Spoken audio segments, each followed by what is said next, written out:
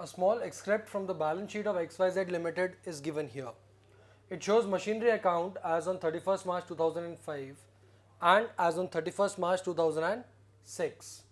The additional information includes that during the year depreciation of rupees 1 lakh has been charged.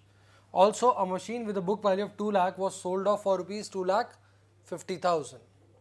So now students, let us prepare a machinery account. The opening balance of machinery account is 8 lakh and the closing balance is 10 lakh. So the balance would appear on the debit side. That is balance brought down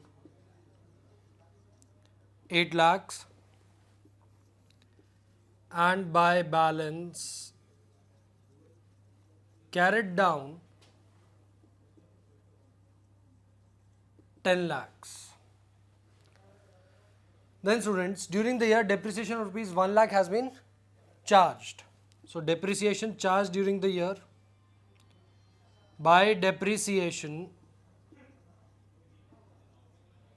charged during the year, which comes to rupees 1 lakh and is given here. Further, it goes on to say that during the year a machine has been sold off for rupees 2 lakh 50,000. That would appear as by bank account, which is sale of asset during the year 2 lakh 50,000. Another very important point here to note here is that the book value of this asset was 2 lakh.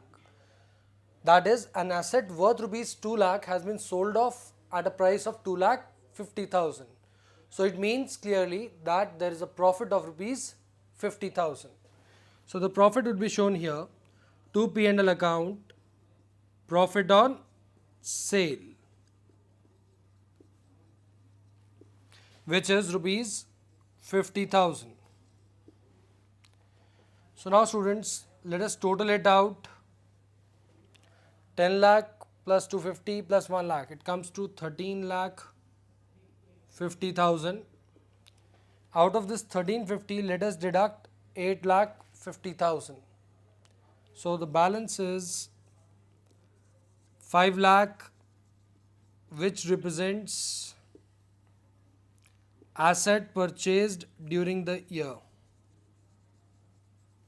Purchased during the year, and remember to write that this is a balancing figure.